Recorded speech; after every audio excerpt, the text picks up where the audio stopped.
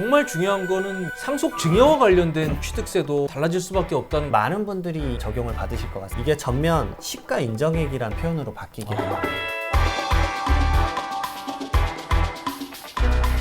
지난 8월에 행정안전부에서 이 취득세 개편안을 발표를 했습니다. 크게 주목을 안 했던 부분인데요. 하지만 잘 뜯어보니까 굉장히 중요한 내용들이 담겨져 있습니다. 그래서 오늘 취득세 달라지는 부분에 대해서 이장원 세무사님하고 한번 얘기를 나눠보도록 하겠습니다. 안녕하세요.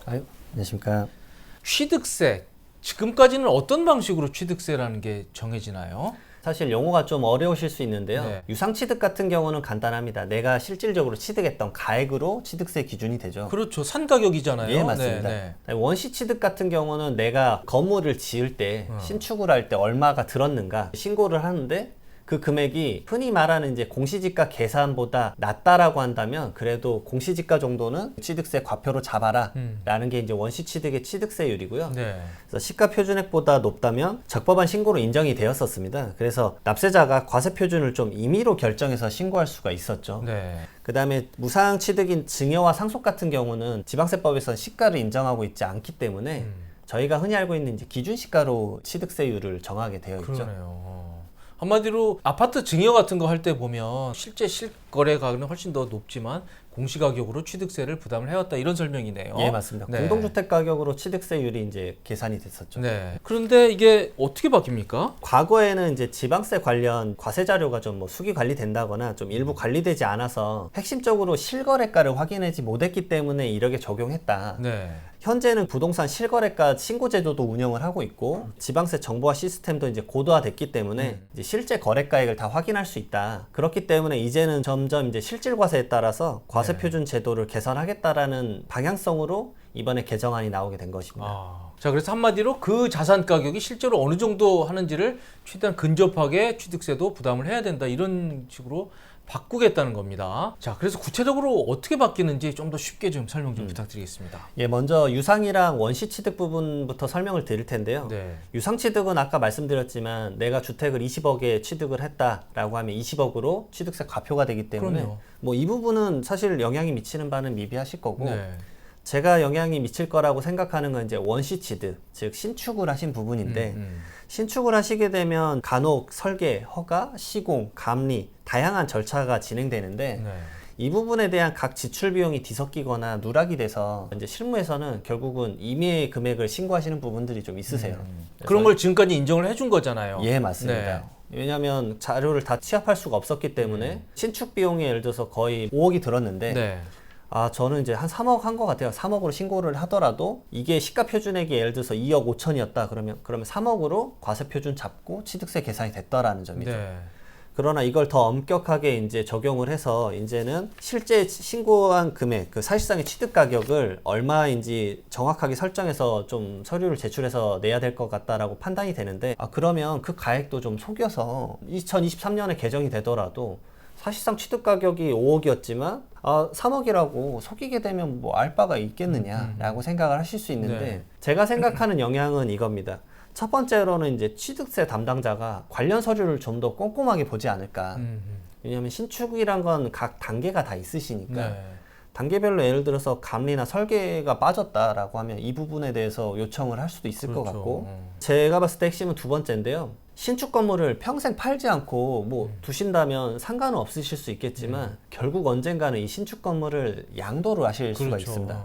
양도를 하게 될 때 결국은 본인의 이제 취득가액을 인정받아서 양도소득세를 줄이시려고 할 텐데 실제 신축 비용이 5억 원이었는데 과거에 예를 들어서 3억으로 신고를 했다 라고 하면 2억 원이 빠지게 되는데 양도 시점에서는 그 양도세율이 높기 때문에 그 2억을 다시 인정받고 싶어 하실 거거든요. 그러면 2억 원에 대해서 본인이 다시 과거의 신고를 본인이 직접 했었는데 그걸 부정하면서 다시 2억 원을 더 인정받아야 되는 상황이 되고 그게 만약 이제 지방세와 국세가 교류가 돼서 상호 교차가 된다 그러면 예전에 3억으로 신고했던 걸 과소 신고했다라고 해서 2억 원에 대해서 추징이 또 일어날 수 있을 거라고 봅니다. 그러네요. 한마디로 이제 건축 신축할 때 있어서 좀 더 꼼꼼하게 신고를 해서 누락되는 게 없이 취득세 신고를 해야 되는 상황으로 가고 있다. 이런 설명을 하고 계십니다. 네, 맞습니다. 자, 근데 정말 중요한 거는 이제부터입니다. 상속 증여와 관련된 취득세도 이런 구조에서 달라질 수밖에 없다는 건데요. 예, 이 부분이 사실 제가 봤을 때는 2023년도부터 큰 영향을 미칠 거라고 보여지고요. 네. 실질적으로 많은 분들이 이것에 적용을 받으실 것 같습니다. 현재 지방세법에서는 이제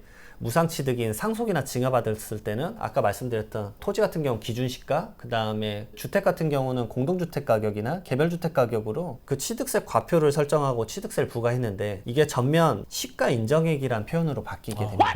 한마디로 지방세도 이제 시가라는 개념을 도입을 하는 겁니다. 취득일로부터 6개월 이내에 감정가액, 공매가액 또는 유사매매 사례가액 중 가장 최근 거래가액인 시가 인정액이라는 개념을 도입하게 되는데요. 여기서 이 개념은 제가 봤을 때는 이제 상속세 및 증여세법에서의 그 적용되는 시가 평가의 내용을 차용했다라고 볼 수 있습니다. 그러니까 이 설명을 드리면 이런 질문이 있을 것 같아요. 상속 증여할 때 이미 시가로 상속 증여세 내고 있다라고 얘기를 하시는 것 같은데 맞습니다. 그런데 상속 증여세는 국세고요. 이 지방세인 취득세는 아직 거기까지 가지 못했는데 취득세마저도 시가라는 개념을 도입해서 취득세를 물리겠다 이런 얘기네요. 네, 맞습니다. 네. 그래서 상속취득세도 부담이 커지실 거고 그다음에 증여취득세도 부담이 커지실 수 있는데 네. 근데 증여 같은 경우는 3억 원 미만의 조정 대상 지역은 3.5%로 비조정 대상 지역과 같고 핵심이 이 부분이죠. 3억 원 이상이면서 증여자가 2주택자 이상이라면 12%로 껑충 증여취득세가 높아지시게 네, 됩니다. 엄청나죠. 이걸 설명드린 이유는 뭐냐면 혹여 부모가 자녀에게 본인의 종합부동산세나 아니면 매매에 대한 부담이 커서 주택을 매매를 할지 증여를 할지 고민을 하실 때 취득세가 영향을 미치기 때문에 그렇습니다. 자, 그래서 부모가 이 종부세를 피하기 위해서 자녀에게 뭐 주택을 증여한다고 할 경우에요. 부모가 다주택이면 세율 자체도 12% 어마어마하게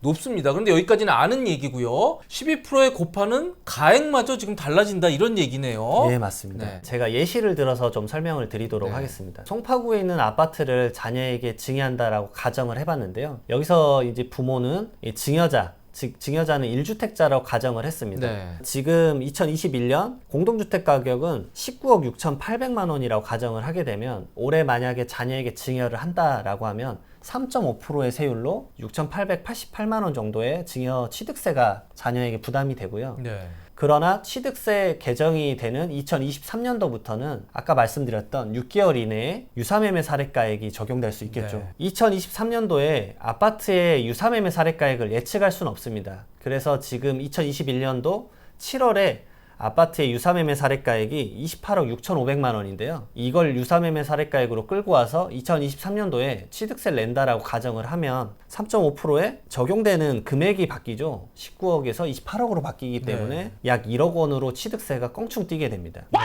많이 올라가네요. 그래서 아파트 가격 그대로 있다고 하더라도 저 기준이 달라지기 때문에요. 취득세 부담도 증여시 굉장히 올라가게 된다 이런 얘기입니다. 이번에는 송파구 아파트를 부모가 다주택자인 경우로 자녀에게 증여했을 때 취득세를 비교해 보도록 하겠습니다. 네. 아까랑 이제 가격은 똑같은데 12% 세율이 이제 중과가 되죠. 그렇죠. 그래서 이걸로 부담이 많이 됐었기 때문에 증여가 많이 일어났었는데 보시게 되면 취득세가 올해 같은 경우는 약 2억 3,600만 원 정도가 되고 취득세 개편안이 개정이 되면 2023년도부터는 이 3억 4천만 원으로 기준이 달라지기 때문에 네. 또 껑충 뛰게 됩니다. 그래서 한 1억 2천 정도, 1억 정도네요. 1억 정도가 늘어나게 됩니다. 자, 아파트는 이제 알겠는데요. 그럼 땅을 취득할 경우에도 좀 달라지는 게 있습니까? 이 부분은 좀 염려되는 부분이 좀 존재를 하는데 네. 아파트 같은 경우는 이제 유사매매 사례가액이 존재를 하기 때문에 있죠. 그 가액을 포착하기가 쉽겠죠. 그러나 유사매매 사례가액이 없는 토지 같은 경우는 이 상속이 발생한다 그러면 일반적으로 시가가 존재하지 않기 때문에 2023년 이후에도 그 지방세법에서도 마찬가지로 기존과 똑같이 예외인 시가 표준액으로 적용이 가능합니다. 네. 그러나 이제 상속 시점에 감정 평가를 받았거나 왜냐하면 상속세를 뭐 절세를 한다거나 추후에 양도를 고려해서 토지에 대한 감정평가를 적용받으신 다음에 상속세 신고를 하시는 경우도 있을 수 있고 그다음에 신도시, 3기 신도시 같은 경우처럼 수용이 일어날 수도 있습니다. 그러면 수용가액이 설정되기 때문에 그 가액의 변동으로 인해서 취득세가 높아질 수 있습니다. 한마디로 땅도 이제 취득세 할 때 공시가격뿐 아니라 이제 시가에 접근하는 그런 개념이 도입될 수 있다는 얘기네요. 예, 맞습니다. 자, 저게 언제부터 적용되는 겁니까? 해당 부분은 2023년도부터 개편안이 적용되기 때문에 증여를 고려하시는 분들에 한해서는 2022년도까지 진행을 하시는 게 취득세를 절감하는 데 효과가 있지 않을까라고 생각이 됩니다. 예, 그렇군요. 아직 시간 여유는 조금 있습니다만 2023년부터는 취득세도 확 달라진다. 이렇게 이해를 하시면 되겠습니다. 네, 저희는 지금까지 2023년부터 달라지는 이 취득세 개정안에 대해서 자세히 살펴봤습니다. 지금까지 도움이 되셨다면 구독과 좋아요 꼭 부탁드리겠습니다. 감사합니다.